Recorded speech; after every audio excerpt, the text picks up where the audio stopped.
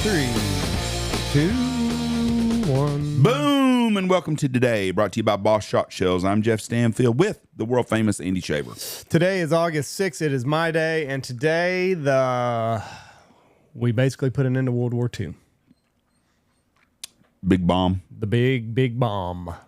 Dropped it on Hiroshima today on 1945, August 6th, 1945. We were the first and only nation to use atomic weaponry during wartime when we dropped it on the Japanese city of Hiroshima. You know how many people died just from the direct blast? 100,000. 80,000. 80,000 people died from the direct blast. Another 35,000 were injured, and 60,000 would be dead within the year due to fallout. It ended one war, and it started the next. The Cold War. The Cold War. Yep. So, from what I've understood about the decision to drop this, Nazi Germany was already out. Like I think that was pretty well over.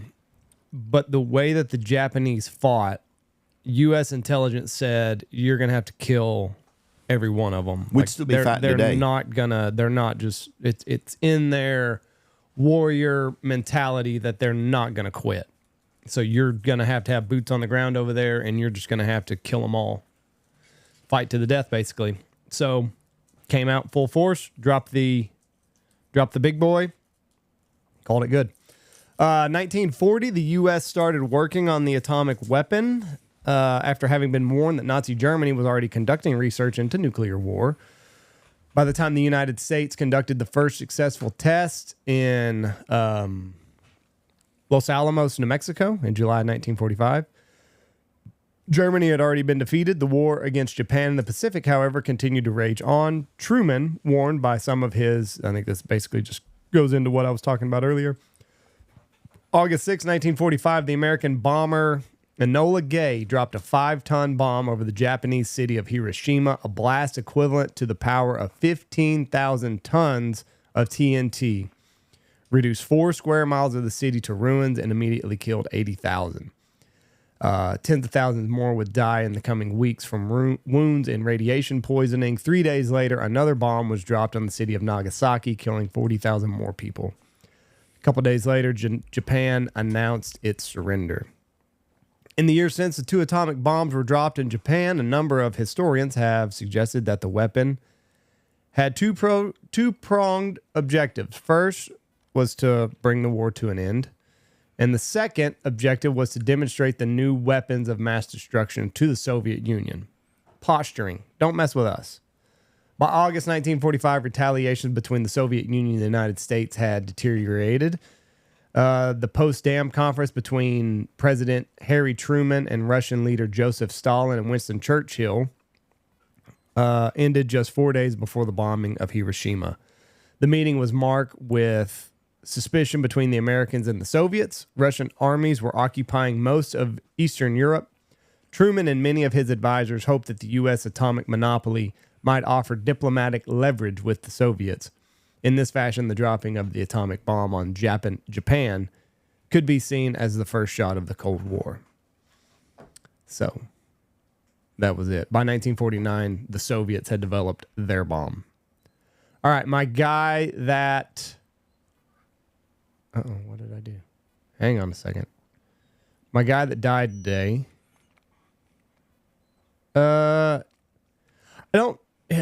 He was popular back like during the 60s and 70s. Okay. Went off kind of into obscurity, and then Dave Chappell made him famous again. Dave Chappell had a famous bit. Rick James. Rick James, bitch. I rolled dice with Rick James in Shreveport one time. Did you really? Yeah. Yeah, so he died today. What year? Recently, 2004, 20 years ago. He went down to roll dice, and he looked just like Rick James on TV with the long hair and the Jerry curl shit all in it and stuff. And he was a funny son bitch.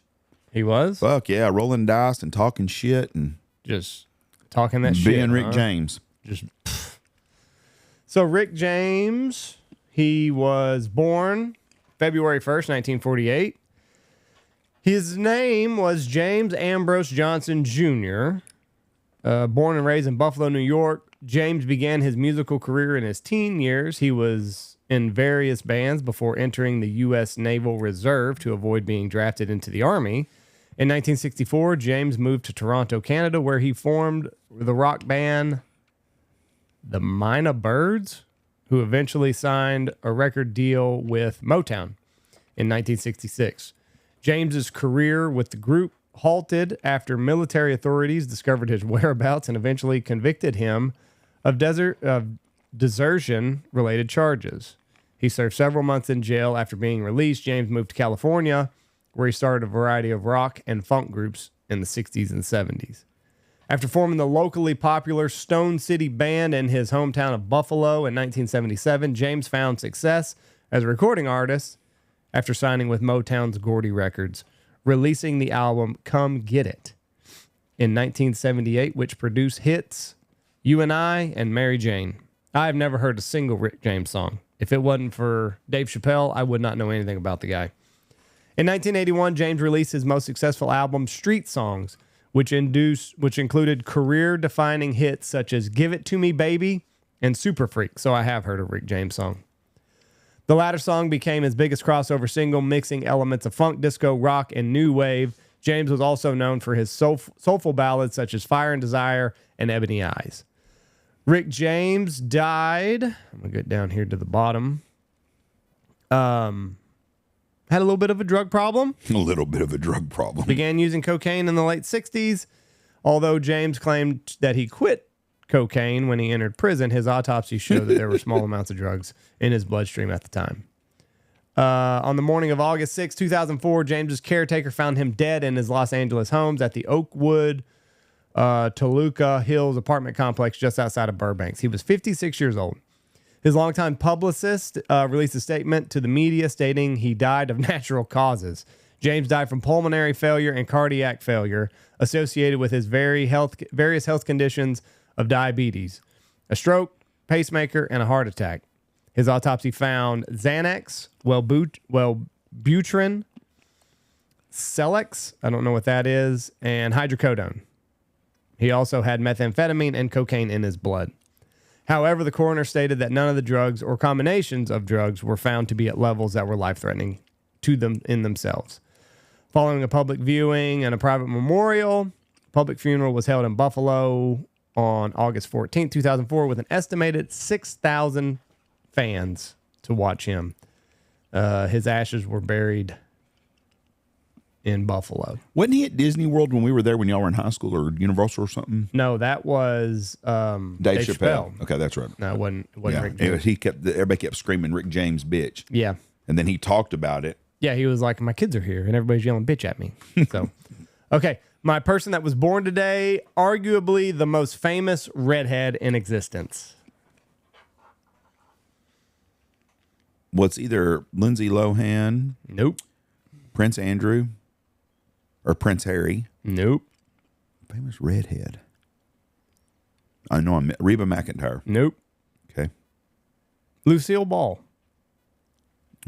That's Debatable. I would say that you're right. She is probably the most famous. I would say that hell, I'm trying to think. I don't think that Reba McEntire would probably be second. Probably. She's not as famous as Lucy, so I mean, it's debatable. I think when you think of redhead, you could think of Reba. So she was the first famous redhead. How about that? Okay. Lucille Ball was born today in Jamestown, New York. She was recognized by Times in 2020 as one of the most influential women of the 20th century for her work in all four areas of comedian, producer, studio executive, and actress. She was nominated for 13 Primetime Emmy Awards, winning 5, and was a recipient of several other accolades, including Golden Globes, and she has 2 stars on the Hollywood Walk of Fame. She began her career in 1929 when she landed work as a model. Shortly thereafter, she began her performing career on Broadway using the stage name Diane Belmont. She later appeared in films in the 1930s and 40s as a contract player for RKO Radio Pictures, being cast as a chorus girl and similar roles. So, excuse me. Biggest hit was I Love Lucy. I never would have thought of her as a pretty lady, though. I don't really either, but That one kind of surprised me. maybe some people do. I don't know. I Love Lucy. It started in the 50s. Yep. I Love Lucy ran on CBS from October 15th, 1951 to May 6th, 1957.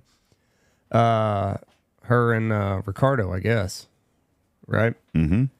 CBS executives were reluctant, thinking public would not accept an Anglo-American redhead and a Cuban as a couple. So they were the first Mixed race one people. of the first mixed race people on TV. CBS was initially unimpressed with the pilot episode produced by the production company. That show would wear me out. She was such a pain in the ass. Yeah, I never was a big Got into I Love every Lucy freaking fan. thing, so it's not. But I mean, it was very for that time. Of that time, it was a good show. Like Andy Griffith is a great show, and it always will be. Mm-hmm. But she just drove me nuts on that show. Yeah, I wasn't As a her fan. husband, I'd be like, I don't see why a Cuban guy kills a redhead on TV. Ball created a television dynasty and achieved several firsts. She was the first woman to head a TV production company, which she formed. Yeah, she was the Oprah Winfrey of her times. After her divorce in 1960, she bought out her husband's share and she became the studio head. I Love Lucy pioneered a number of methods still used in TV today, such as filming before a live studio audience with more than one camera and distinct sets adjacent to each other. During this time, Ball taught a 32-week comedy workshop. She was quoted as saying, "You cannot teach someone comedy. Either they have it or they don't."